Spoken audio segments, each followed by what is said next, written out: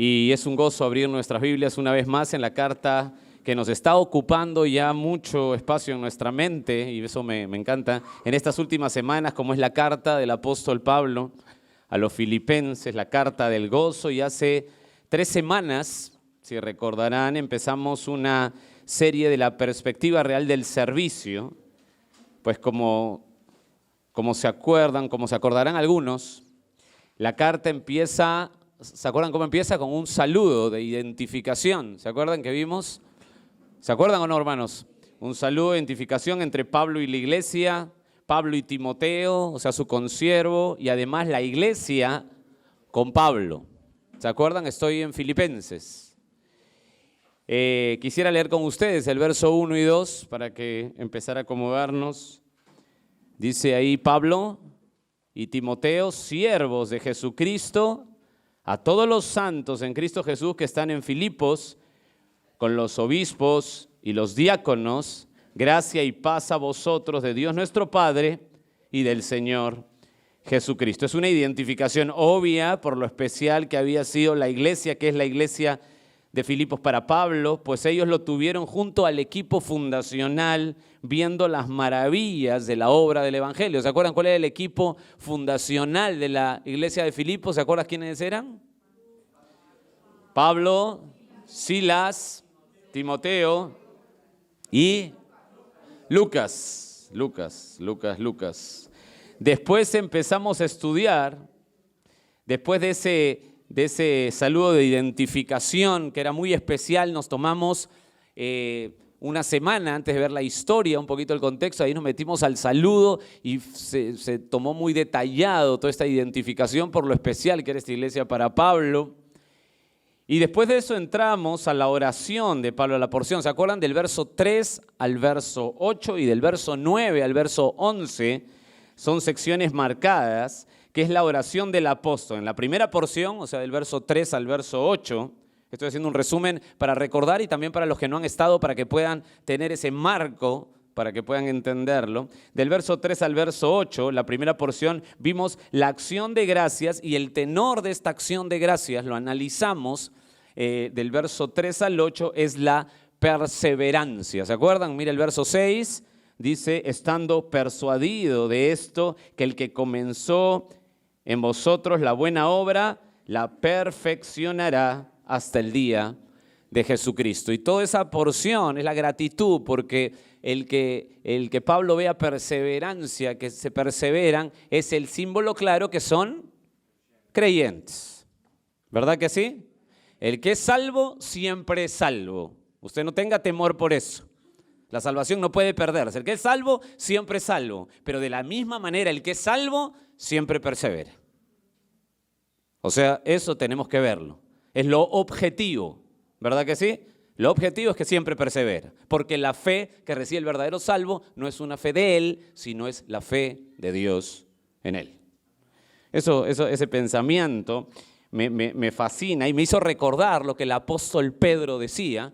Tuve una conversación con unos hermanos esta semana y me acordé de ese pasaje del apóstol Pedro, que justamente le preguntan a Pedro, porque la primera carta de Pedro está escrita por la persecución muy fuerte que había en esa época a los creyentes, y le preguntan algo así como: Pedro, y con esta fe que tengo, esta fe me alcanzará para todo lo que venga por la persecución. O sea, imagínate Pedro que esté frente a los animales en el circo romano o esté frente a la guillotina. ¿Esta fe me alcanzará? Y Pedro en su primera carta responde, quisiera que vayas un ratito. No pude dejar de pensar en esto, de esta perseverancia, de esta fe tan impresionante, hermanos. Esto nos debe emocionar por la realidad y el objetivo que es la fe de Dios en ti. Este es increíble. Primera de Pedro, capítulo 1, verso 3. Primera de Pedro, capítulo 1, verso 3. Dice ahí: bendito, ¿lo tienen ahí?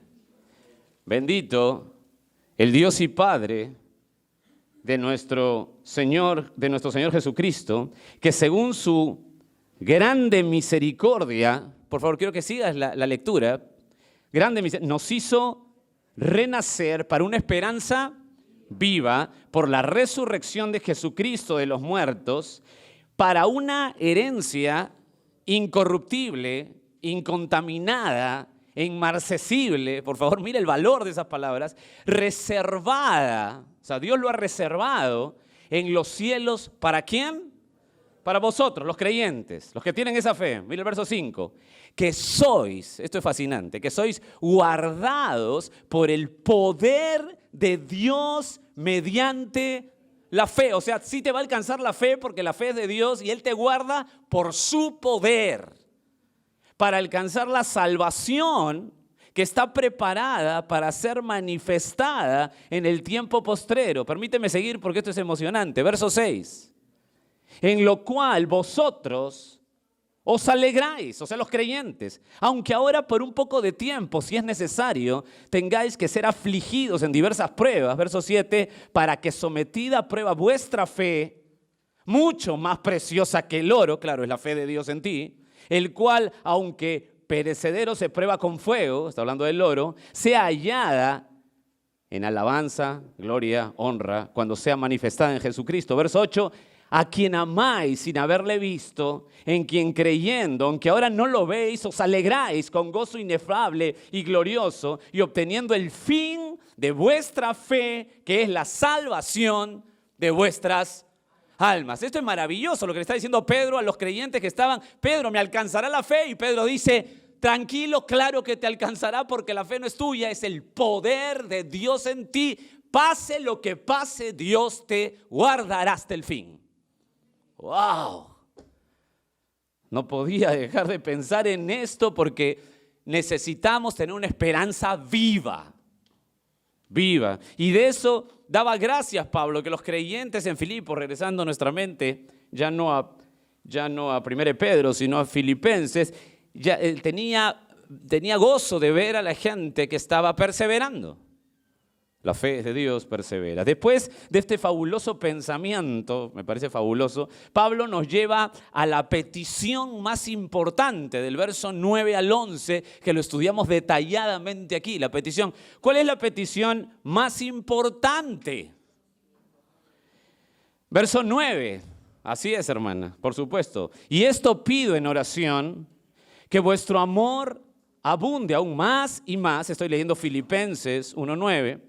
Más y más en ciencia y en todo conocimiento. ¿Para qué? Para que aprobéis lo mejor, a fin de que seáis sinceros e irreprensibles para el día de Cristo, llenos de fruto de justicia, que son por medio de Jesucristo, para gloria y alabanza de Dios. Aquí tienes, hermano querido, hermana querida, aquí tienes la petición más importante que toda iglesia debe hacer y vivir.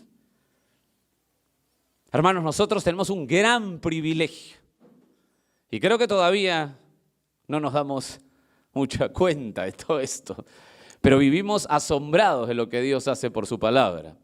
Es un gran privilegio, pero ¿saben? Es la petición más importante, orar por el conocimiento de Dios.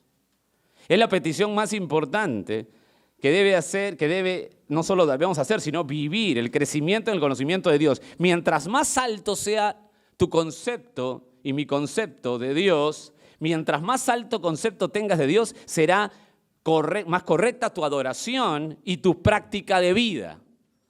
Si tu concepto de Dios es alto, entonces tu adoración va a ser correcta y tu práctica de vida va a ser correcta. Pero mientras más pobre sea tu concepto de Dios, lo vamos a insultar pensando que lo estamos alabando. ¿Se acuerdan del Salmo 138, versículo 2? Solamente lo pueden apuntar, yo se los leo. Seguro cuando se los lea se van a acordar. En la parte B del Salmo dice, porque has engrandecido tu nombre y tu palabra sobre todas las cosas. Tu nombre y tu palabra, a la misma altura, sobre todas las cosas. Escuche bien, estar sin doctrina bíblica correcta es estar en una espiral de error y error, ofensa y ofensa a Dios. Es tan importante. Escucha lo que dice el gran teólogo Martin Lloyd Jones. Este autor es excepcional. Y escucha lo que dice. Usted, cito literalmente, usted no puede separar lo que un hombre cree de lo que él es. Por esta razón, dice Martin Lloyd Jones, la doctrina es de vital importancia. Ciertas personas, continúa Lloyd Jones, ciertas personas dicen ignorantemente, yo no creo en doctrina, yo creo en el Señor Jesucristo. Yo soy salvo, yo soy cristiano y nada más me importa. Hablar de esa manera es exponerse al desastre. Y por esta razón el Nuevo Testamento mismo nos advierte contra este peligro. Debemos cuidarnos, dice Martin Lloyd Jones, para no ser llevados a la deriva y zarandeados por cualquier viento de doctrina, ya que si su doctrina se desvía, su vida no tardará en sufrir lo mismo. Por lo tanto, nos conviene estudiar las doctrinas para que podamos protegernos contra ciertas enseñanzas erróneas y heréticas que son abundantes y comunes en nuestros días, como lo fueron en los días de la iglesia primitiva. Fin de la cita. Un poquito larga la cita, pero qué interesante, ¿verdad? Qué interesante lo que decía Lloyd Jones. Y a partir del verso 12 del capítulo 1, regresando a Filipenses, empezamos la serie que seguimos, en donde Pablo muestra la perspectiva real del servicio, pues el foco no es él, en la perspectiva, ¿se acuerdan cuando vimos la perspectiva real del servicio? El foco no es él, y cuando tú tienes claro esa perspectiva, ¿sabes lo que va a pasar con tu servicio? Va a ser en gozo. ¿Por qué? Porque no importa la circunstancia que vivas, no importa porque el foco no eres tú, sino es Cristo. Y cuando tú tienes esa perspectiva, vives en gozo, y eso es lo que nos mostró Pablo desde hace 3 semanas, que a pesar de estar preso en Roma, ¿se acuerdan? ¿Se acuerdan el contexto, verdad? No tengo que ahondar ahí, a pesar que está preso, se goza por lo que Dios hace en sus prisiones. Y vimos la semana pasada las motivaciones al predicar, y hay 2 motivaciones, ¿se acuerdan? ¿Se acuerdan o no? ¿Han estado la semana pasada? Espero. Unos predican a Cristo por envidia y contienda, y otros por buena voluntad. Mira el verso 15 ahí. Algunos a la verdad predican a Cristo por envidia y contienda, pero otros de buena voluntad. Verso 16. Los unos anuncian a Cristo por contención, no sinceramente, pensando, imaginando, era la palabra que aprendimos, añadir aflicción a mis prisiones, verso 17, pero los otros por amor, sabiendo que estoy puesto para la defensa del Evangelio. Ya aprendimos que no se está refiriendo, escúchame bien si no has estado la semana pasada y sé que no has visto la grabación, ya aprendimos que no se está refiriendo a falsas enseñanzas. ¿Está claro? Hermanos, ¿está claro? Se está refiriendo a motivaciones al predicar, pero no a falsas enseñanzas, no a malas enseñanzas, sino a malas motivaciones de algunos. Si fueran falsas enseñanzas, escúchame bien, si fueran falsas enseñanzas o que te lleva a un falso evangelio, Pablo ya se los hubiera cargado en peso. No sé si me entienden la frase. Pablo ya se los hubiera bajado con todo. ¿Está bien? ¿También me entienden esa frase? Qué bueno. Gálatas 1:8 es el ejemplo de qué hubiera pasado si estuviera hablando de falsas enseñanzas, o sea, que han distorsionado el evangelio. Gálatas 1:8 dice, mas si aún nosotros, por favor, escucha esto, apúntalo, porque esto es dinamita de este hombre que está enojado porque están distorsionando el evangelio. Mas si aún nosotros, o sea, él se incluye a los que llevan el evangelio, o sea, está incluyendo a los apóstoles. Si lo escuchan los apóstoles, dice ahí, mas si aún nosotros, yo me imagino que los apóstoles estaban conversando, si aún nosotros, y voltean, ¿qué? Si aún nosotros, dice Pablo, o un ángel del cielo, se mete hasta con los ángeles, os anunciar otro evangelio diferente de lo que hemos dicho, hemos anunciado, sea maldito, sea anatema. La palabra ahí es muy fuerte, es deseo que se mueran ya. O sea, este hombre envía a él mismo sus compañeros de milicia a los ángeles al mismo infierno si es que distorsionan el evangelio. ¿Qué tal, hombre? Ojo que está hablando en Gálatas a los judaizantes, y los judaizantes no estaban diciendo que Jesús era malo, porque pareciera aquí, ¿no?, que están hablando de alguien que está diciendo que feo es Jesús y que lindo es hacer mal. No, está hablando de los judaizantes que decían, Jesús es excelente, pero es Jesús con circuncisión. Hay que agregarle algo. Imagínate si Pablo se pondría a escuchar hoy a algunos predicadores en YouTube. Yo creo que agarra y dice, ¿sabes qué? Mejor decapítame otra vez, regreso a la tumba. Hoy quisiera continuar o terminar esta sección que se comenzó la semana pasada de las motivaciones al predicar, tocando este verso 18. Quiero decirles que es mi deleite tocar este verso, pero solamente vamos a estudiar un versículo. ¿Está bien? ¿Están listos? Oh, están alegres, ¿no? Ahora sí termino temprano, pensarán ustedes. Vamos a ver.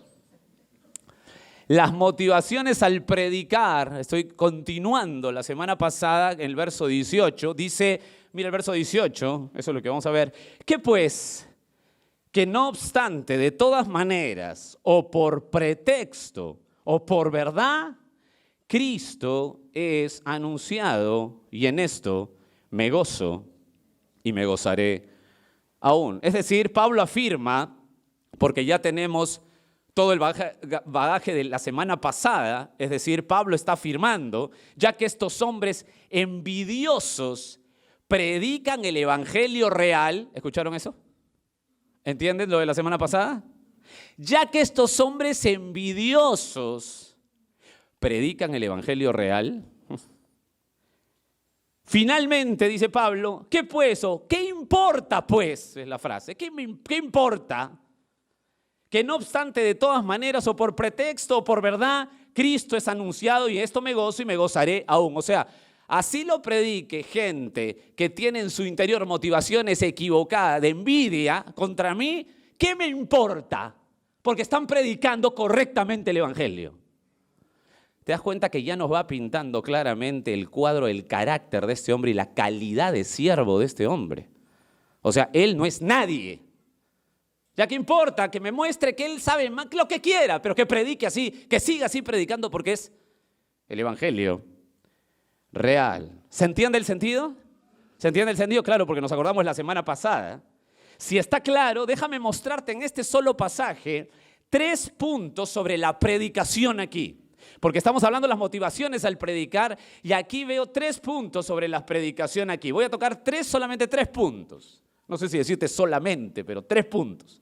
Los motivos, la autoridad y la plenitud. 3 puntos sencillos. Motivos, autoridad y plenitud. Es un bosquejo fácil, sencillo, pero vibrante, creo yo. ¿Están listos?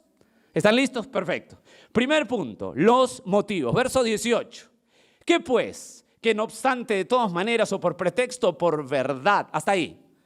Notan, cuando leen, lo voy a leer otra vez, quiero que noten, por favor, los motivos, si los notan o no. Mira, ¿qué pues? Que no obstante, de todas maneras, o por pretexto o por verdad. Hasta ahí. ¿Cuáles son los motivos? Pretexto o... Muy bien, o sea, están claros los motivos, ¿verdad? Listo, están claros. Primer motivo. Y estamos hablando, obviamente, acá de los puntos sobre la predicación. Primer motivo, pretexto. Es la palabra pretexto o también es hipocresía. Pretexto o hipocresía. ¿Cómo se puede definir mejor? Bueno, cuando tú quieres definir mejor un término, lo tienes que hacer en el contexto que se escribe, ¿no? Y solamente tienes que mirar el contexto anterior, el verso 15. Ahí vas a saber lo que significa claramente pretexto. Verso 15, algunos a la verdad predican a Cristo por envidia. A eso se refiere. A eso se refiere, envidia, contienda, ahí está. ¿Se puede? La pregunta es esta, hermanos, escúchenme bien. Quiero hilar en su mente porque quiero que ustedes apliquen claramente la enseñanza a nuestras propias vidas. Pero antes hay que entender el punto. ¿Se puede predicar, según este pasaje, se puede predicar correctamente el evangelio de forma clara, precisa, con motivos internos malos, ¿sí o no? ¿Sí o no? Rotundamente sí. Rotundamente sí. Permíteme darte un ejemplo. ¿Y cuál es el ejemplo? Jonás. Déjame leerte Jonás 3, el versículo 2. Capítulo 3, versículo 2. 3, 2. Ahí te he puesto un espacio, ¿verdad? Sí, ¿no? No te gusta, quieres tenerlo todo ya masticado seguro, ¿no? Como algunos hacen, todo masticado, ¿no? No, vas a tener que trabajar ahí. Algunos cuya... Jonás 3:2 dice: levántate, le dice Dios, ve a Nínive. ¿Se acuerdan de ese pasaje? Ve a Nínive, aquella gran ciudad, y proclama, le dice Dios en ella, el mensaje que yo te diré. Directo, contundente Dios. Verso 3, y se levantó Jonás y fue a Nínive conforme a la palabra de Jehová. Y era Nínive ciudad grande en extremo de 3 días de camino. Y comenzó Jonás a entrar por la ciudad. Camino un día, predicaba diciendo: de aquí a 40 días Nínive será destruida. ¿Te imaginas esa predicación? Es increíble cómo ahora la gente dice: ay no, hay que ir a lugares donde hay predicación amistosa. Bueno, déjame mostrarte el amor de la predicación. Jonás entró, no saludó, solamente dijo: aquí a 40 días Nínive será destruida. O sea, decide. Verso 5, y los hombres de Nínive creyeron a Dios. Wow. Y proclamaron ayuno y se vistieron de cilicio, desde el mayor hasta el menor de ellos. ¡Wow! ¡Qué predicador! Dios mío, todos los quieren en su iglesia para hacer una mega iglesia con este hombre. ¡Qué predicador! Pero hay un problema, su interior. Mire el capítulo 4, verso 1. Pero Jonás se apesadumbró. ¿Qué? En extremo. ¿Cómo? Se enojó. ¿Qué? Verso 2. Y oró al Señor y le dijo: ahora, oh Señor, ¿no es esto lo que yo decía estando aún en mi tierra? Por eso me apresuré a huir a Tarsis, porque sabía yo que tú eres Dios clemente y piadoso, tardo en enojarte, de gran misericordia, que te arrepientes del mal. Verso 3. Ahora pues, oh Jehová, te ruego que me quites la vida, porque mejor la muerte que la vida. Dios mío. Y el Señor le dijo: una pregunta, ¿haces tú bien en enojarte? ¿Tanto? ¿Cómo? ¿Enojado en contienda? O sea, este hombre fue de parte de Dios, predicó correctamente como Dios le había dicho, pero había un problema en su interior. El problema es que lo hacía por contienda. Qué interesante. Los que enseñamos la Biblia nos debemos evaluar con esto. Pues la gente, como ustedes en este momento, y en este momento me pongo yo porque estoy enseñándoles la Biblia, la gente escucha la buena predicación con alegría, pero no ve la motivación del predicador. Dios me libre de tratar de ganar gente para mí, o de que me muestre como el destacado del ministerio. Dios me libre de no alegrarme con los ministerios de mis consiervos que Dios levanta para su gloria, o con las bendiciones de mis hermanos, de no alegrarme con las bendiciones de mis hermanos, o de no alegrarme con la exaltación de algún siervo que Dios quiere usar para su gloria, a su modo, que lo levanta. Y nosotros como consiervos o como siervos de Dios debemos gozarnos con eso. Dios me libre y Dios te libre de vivir en contienda. Porque esta iglesia enfatiza la correcta enseñanza, pero tú tienes que mostrar un corazón claro de amor a la enseñanza en tus motivaciones. Dios me libre, y yo me expuse a esto y al ver esto dije: Dios me libre de querer mostrarme como algún destacado en el ministerio, de hacerlo por amor a algo que quiero. Hermanos, mi única motivación y la motivación de una persona correcta cuando se sube a un púlpito es la preocupación por ustedes. Yo me preocupo por ustedes. Mi motivación es la preocupación por su vida, de crecimiento y madurez espiritual. No es la preocupación de quién gana más gente, o quién llena más la iglesia, o quién es más destacado en el ministerio. Eso es una pésima motivación, que sí la hay. Que sí la hay. Entonces, ¿podemos predicar el evangelio correctamente en forma ortodoxa teniendo problemas en el interior? Claro que sí. Claro que sí. Claro que sí. No quiero dejarlo ahí, quiero avanzar un poquito más. Hay que tener mucho cuidado con esto. Dios nos libre de predicar por pretexto. Segundo, no solamente por pretexto, sino también dice que hay otro motivo. Primero es por pretexto, pero ¿cuál es el segundo motivo en el verso 18? Que pues, que no obstante, de todas maneras, o por pretexto o por verdad. Verdad, este suena bonito. ¿Qué es verdad? ¿Qué es verdad? ¿Qué es verdad aquí? Está en el contexto anterior. ¿Quiero saber qué es verdad? Bueno, está en el contexto anterior, así se ve, ahí nomás, inmediato, verso 16. Los unos anuncian a Cristo por contención, no sinceramente, pensando añadir aflicción a mis prisiones, dice Pablo. Eso lo vimos la semana pasada. Pero los otros, ¿cómo lo anuncian? Ahí está lo que quiere decir. Por pretexto o por verdad, por amor. Me fascina enseñarte esto. Primero, que la palabra verdad, escúchame bien, denota integridad interna. O sea, no está hablando del mensaje, como ya vimos, sino de la motivación. ¿Está claro eso? No se olviden de eso. No está hablando aquí del mensaje. El mensaje es correcto. Está hablando de la motivación. La palabra verdad habla de integridad interna. Motivación. ¿Está claro eso, hermanos? Hermanos, ¿está claro? Tiene que estar claro para que tengas tú claro el contexto y el punto. Segundo, que me parece que quiero darte estas dos claras señales que son importantes de una predicación con amor.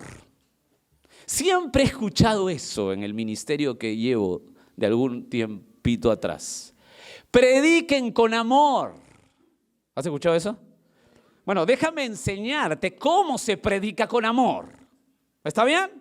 Porque predicar con amor es algo así como que tienes que ser tan dulce, siempre sonriente, tan delicado. Eso es amor, ¿verdad? Bueno, déjame quitarte ese pensamiento con la Escritura. Voy a darte dos claras señales de una predicación con amor. La primera señal es, ¿cómo sé que hay una señal de predicación con amor? O sea, algunos por pretexto, otros por verdad. ¿Cómo sé que es por verdad? Primero, la primera señal, creo yo clara, es que se busca la gloria de Cristo en la predicación. Se busca la gloria de Cristo en la predicación.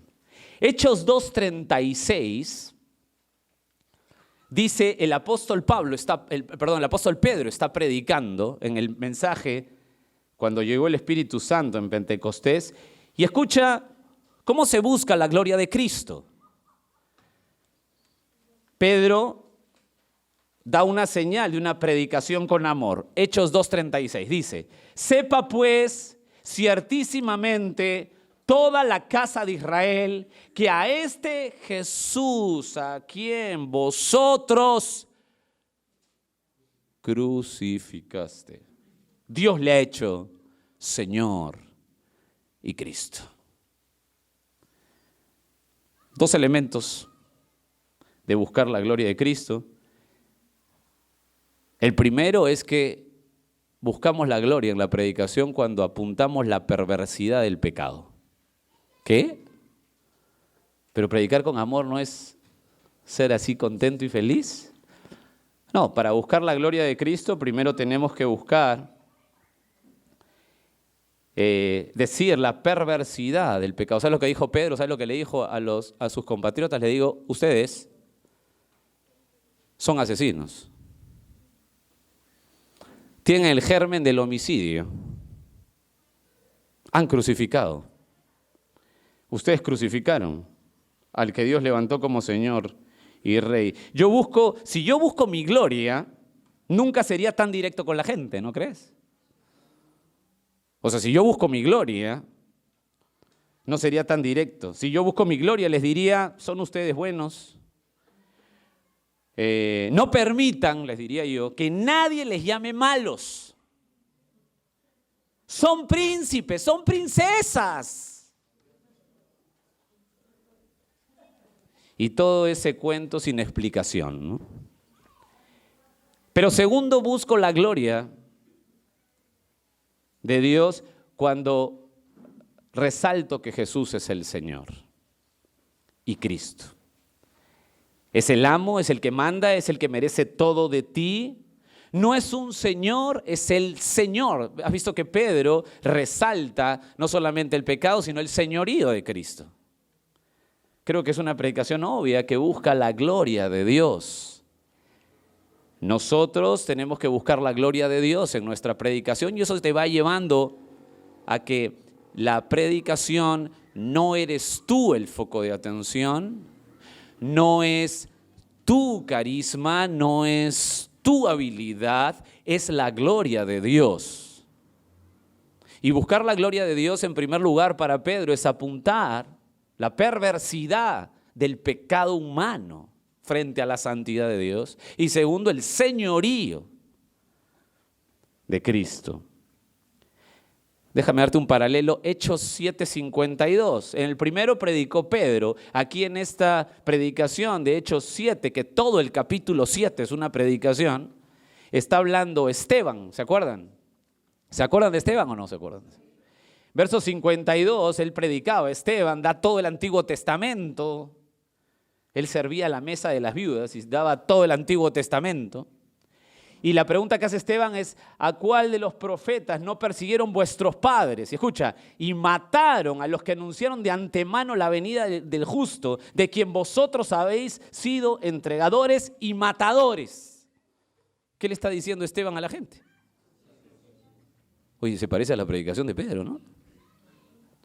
Lo mismo, glorifica a Dios siendo directo con el pecado de las personas. Porque tenemos que decir que Dios está irado con la gente, está diciendo directamente el pecado de las personas. Hechos 7:56, continuó Esteban y dijo, he aquí, veo los cielos abiertos y al Hijo del Hombre que está a la diestra de Dios. Claramente Esteban da testimonio de la deidad de Cristo, o sea, presenta al señorío de Cristo. Creo que es muy claro que nosotros debemos siempre enseñar la Escritura tomando esto de buscar la gloria de Dios, en primer lugar sabiendo bien que el hombre es pecador y siendo claros con la perversidad humana, y segundo el señorío de Cristo. Quiero hacer una nota al margen aquí. El apóstol Pedro predicó en Hechos 2 y 3,000 personas se convirtieron. Y el mismo mensaje, prácticamente la misma conclusión, predicó Esteban y se convirtieron 0. Y encima lo mataron. ¿Pero cómo? Bueno, a ver, prefiero a Pedro en mi iglesia, ¿no? Hermanos queridos, la predicación, al glorificar a Dios, la meta es glorificar a Dios, no los resultados. Sea 3,000 o sea 0, los dos hermanos y siervos glorificaron a Dios, exaltando el nombre de Cristo a través de la perversidad humana que se arrepienta y el señorío de Cristo. Con eso tenemos un escudo para nosotros enseñar y cuidar nuestras motivaciones, creo yo. Esto es increíble, la misma predicación, 3,000 y el otro 0. ¿Cómo puede ser hoy que las iglesias estén pensando en que los números son los que avalan la iglesia? O sea, ¿qué quiere decir? Que si predicamos el evangelio y acá la congregación empieza a disminuir, ¿qué? Ese evangelio no es de Dios, Dios no está bendiciendo. No, hermanos, al contrario. A veces la gente que se vaya es una bendición de Dios, porque no son de Él. Pero la idea fundamental es que debemos entender que los números no son el centro, es glorificar a nuestro Señor Segundo, no solamente buscar la gloria de Cristo para defendernos nosotros en nuestras motivaciones internas, sino en segundo lugar, hay que tener, escúchenme bien, esto es muy importante, pasión por las almas. Cuando tú enseñas la Escritura, cuando tú quieres dar la palabra, cuando tú quieres predicar, la idea fundamental aquí es glorificar a Dios, como lo hemos visto, y también el segundo punto, buscar la gloria de Dios, y el segundo punto es apasionarnos por las almas. No podemos ser unas piedras teológicas, es lo que quiero decir. No podemos ser insensibles porque tenemos una buena teología. Pasión por las almas. ¿Sabes cómo predicar con amor? Buscando la gloria de Dios y teniendo pasión por las almas. Romanos 9:1, lo puedes apuntar. El apóstol Pablo dijo, verdad digo en Cristo. Estoy leyendo Romanos 9:1. No miento y mi conciencia me da testimonio en el Espíritu Santo que tengo gran tristeza y continuo dolor en mi corazón porque desearía yo mismo ser maldito, separado de Cristo por amor a mis hermanos, los que son mis parientes según la carne. Una pasión increíble, a tal punto que dice, por favor, si yo eliminándome de esto, ellos llegan al Evangelio, por mí, hazlo. Una pasión. ¿Y saben qué? Hemos perdido la pasión por las almas. A veces hasta vamos y evangelizamos por cumplir. No hay pasión, hermano querido. Esa puede ser la última vez que se anuncie el evangelio para alguien. Y claro, a veces nosotros, si somos medias rocas teológicas, decimos, no, bueno, Dios soberano. Y sí, Dios es soberano, Dios es el que escoge, Dios es el que llama. Pero, como decía algún predicador muy conocido, muy inteligente, decía, sí, pero nadie tiene una camiseta que diga, he de escogidos. Tú predícale a todos, con la misma pasión. No pierdas eso. Hay muchos lugares que se están inclinando hacia eso, a perder esa pasión. La pasión por las almas glorifica el nombre de Cristo y es un escudo para que no penetre en nosotros una motivación incorrecta de la predicación. Bien interesante. Según de Timoteo 2:8, puedes apuntarlo al margen, el apóstol Pablo también, esto lo hemos estudiado en 2 de Timoteo, dice, acuérdate Jesucristo, el linaje de David, le dice a Timoteo, resucitado de los muertos conforme a mi evangelio, me gusta eso, en lo cual sufro penalidades hasta prisiones, de modo de malhechor, o sea, me tratan como un malhechor. ¿Y por qué haces todo esto? ¿Por qué? Verso 10, por tanto, todo lo soporto por amor de los escogidos, para que ellos también obtengan la salvación que es en Cristo Jesús con gloria eterna. Escúchame bien, Pablo tenía claro, los escogidos tienen que escuchar el evangelio para reaccionar. Tengo que llevarlo. Hay una carga, una pasión. La verdad es que me encantaría que esto llene nuestra iglesia de pasión por la gente. Jesús diría, mi comida, Juan 4:34, mi comida es que haga la voluntad del que me envió y que acabe su obra. Verso 35, Juan 4:35 dice, no decís vosotros, aún falta 4 meses para que llegue la siega. Y aquí os digo, alzad vuestros ojos y mirad los campos, porque ya están blancos para la siega. Pasión por la gente. Vamos, pasión a la gente. Activos. Hoy tenemos, no sé, a veces tener una correcta teología muchas veces nos lleva a motivaciones incorrectas y pensar que todo tiene que ser bueno. No vamos a hacer nada porque Dios lo hará, Dios lo hará. Sí, la obra es de Dios 100%, pero tú tienes una responsabilidad, yo tengo una responsabilidad. ¿Y saben qué? Si depende de mí, no sé tú, pero si no se me cierra la puerta, voy a predicar a quien sea. ¿Saben cómo dejaría de hacerlo? Porque se me cierra la puerta en la nariz. Y tenemos que vivir así, accionarnos, hacer todo lo posible.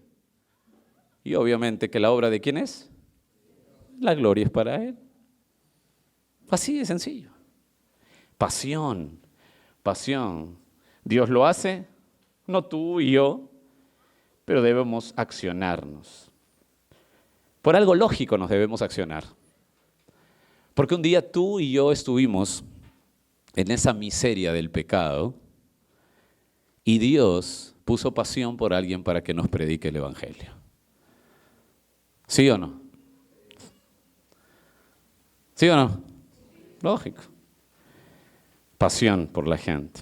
Segundo punto, no solamente hablamos del motivo, sino que en el verso 18 encuentro la autoridad. Mira la autoridad y te voy a decir por qué autoridad. Verso 18, que pues, que no obstante, de todas maneras, o por pretexto, o por verdad, ya vimos las dos, los motivos, Cristo es anunciado. Permíteme hacer algo, quizá que no lo hacemos siempre, pero permíteme colocar las motivaciones un momento a un lado, un momento los motivos, las motivaciones a un lado y dedicarme a la proclamación.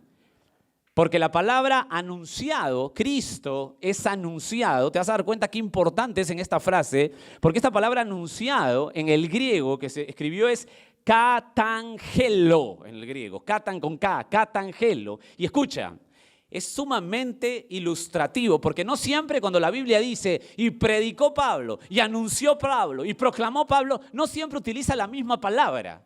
Aquí utiliza katangelo, que se repite 18 veces en el Nuevo Testamento, y se refiere a proclamar con autoridad.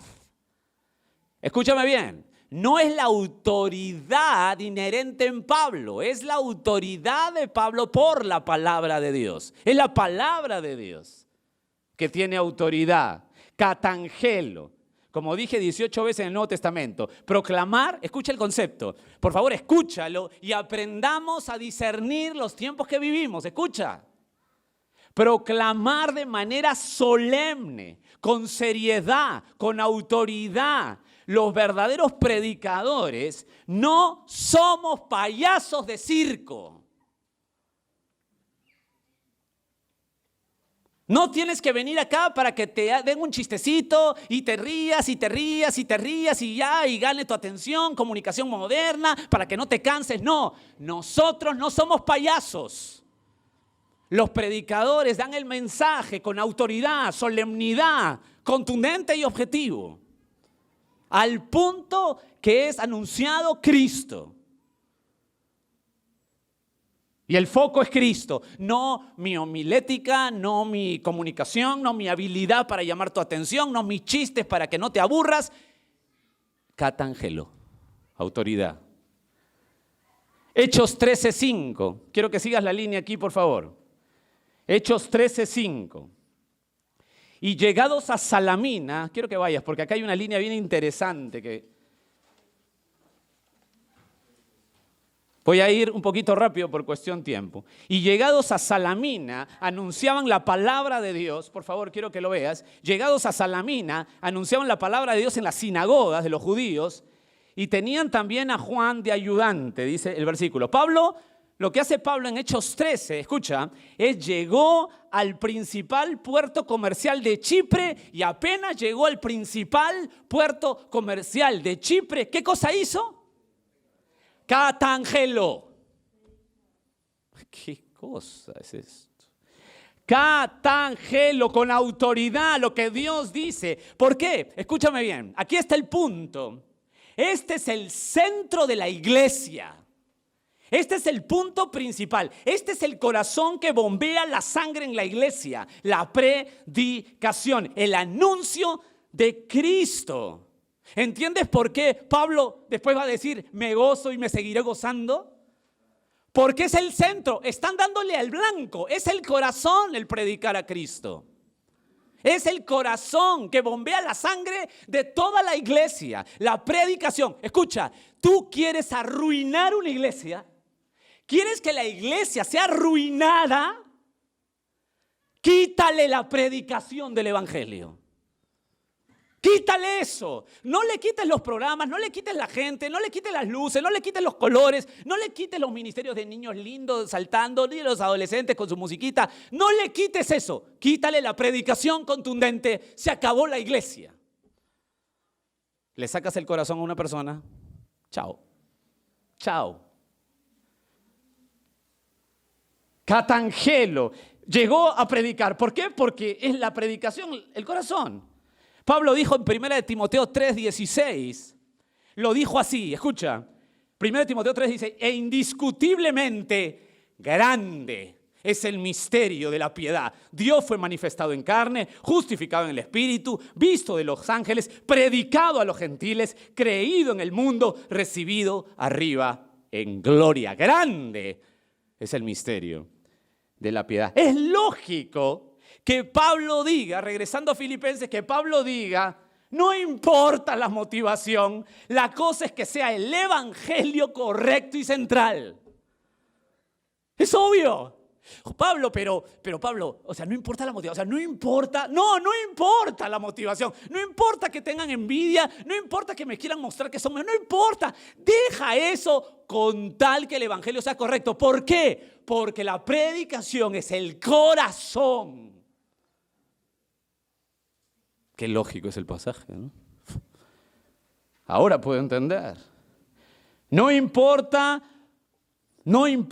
la motivación, la cosa es que sea el evangelio correcto y central. Claro, no importa para los fines de Dios, pero ojo, Pablo nunca felicita a los predicadores con mala motivación, ¿eh?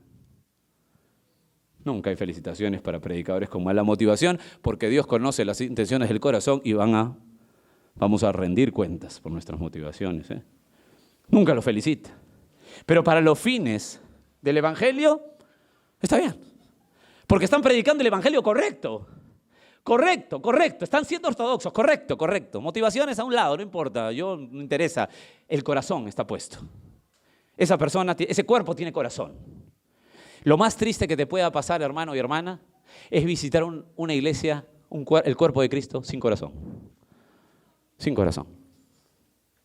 Sin predicación. Y hoy abundan, hermanos. Hoy abundan. No hay corazón.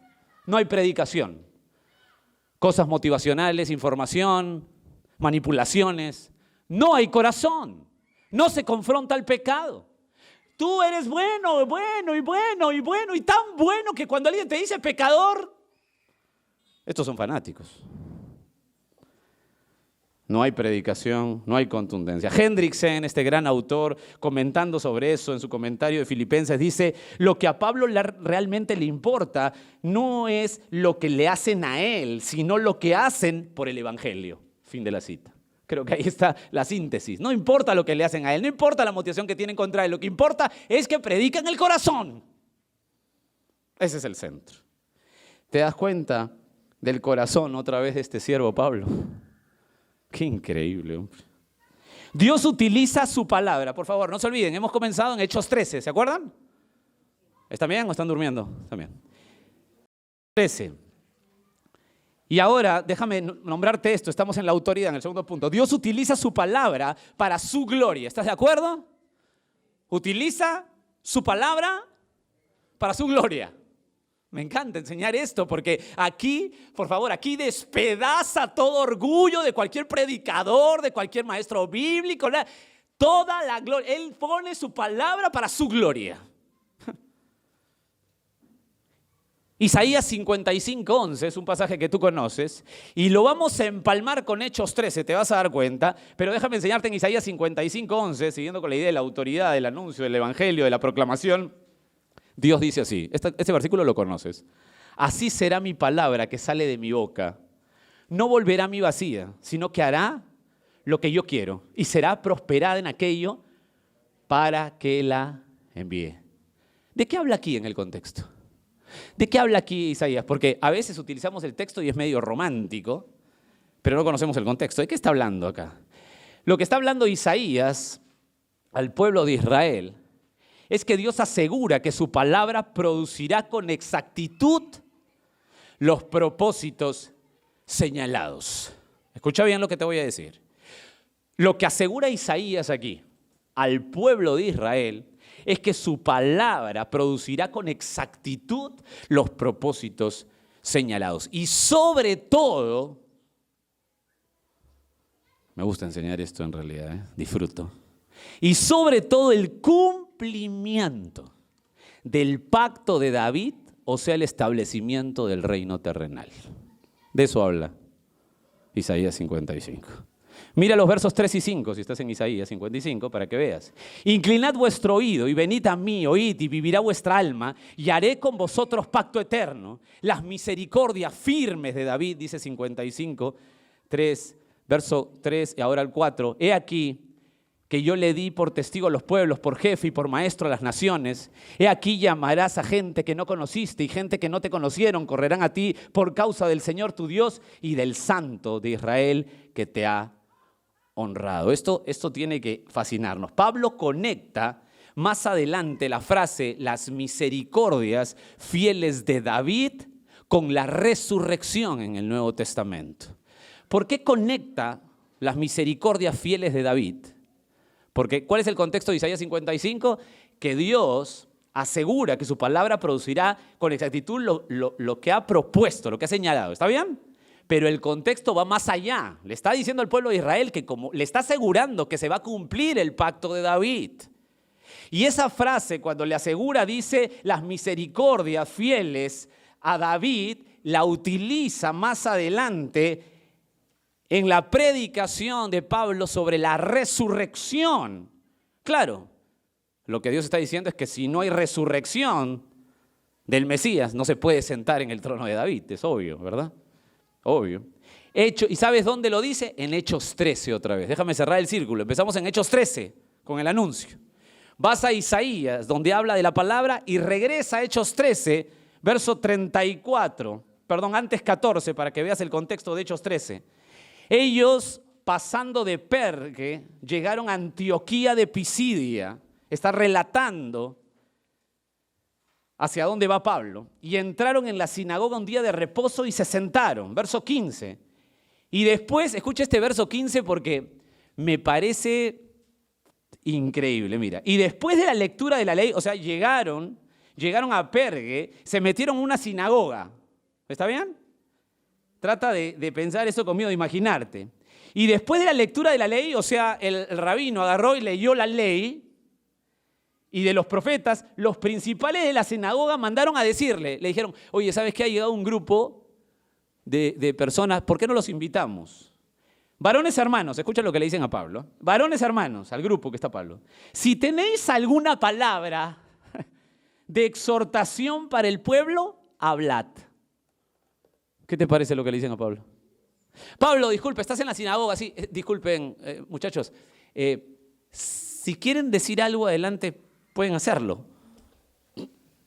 Es como, o sea, estuve pensando esta frase, ¿no? Que me lo diga Jorge, estamos aquí, ¿quieres hablar algo de la Biblia?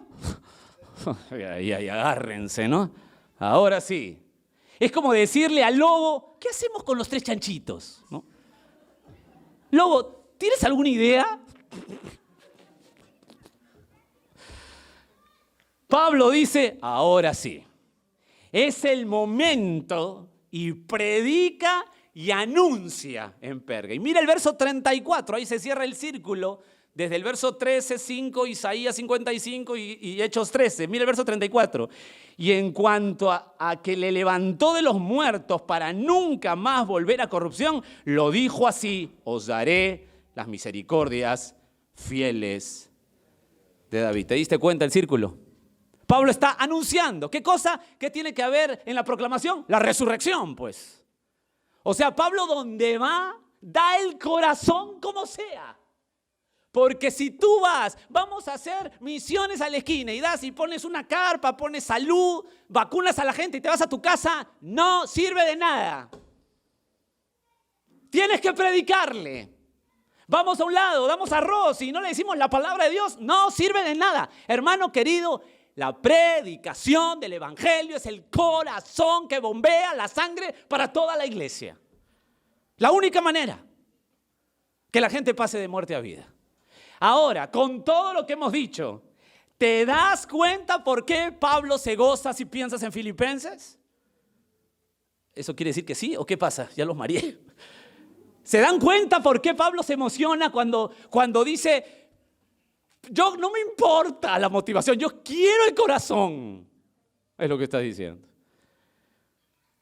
En conclusión, hasta aquí es obvio que si el corazón de la iglesia está sano, O sea, la predicación es correcta y se exalta a Cristo si lo hacen con motivaciones correctas, o sea, con amor, buscando la gloria y apasionados por las almas, o si lo hacen con las motivaciones incorrectas, con envidia, con contienda, sea como sea, Cristo es anunciado.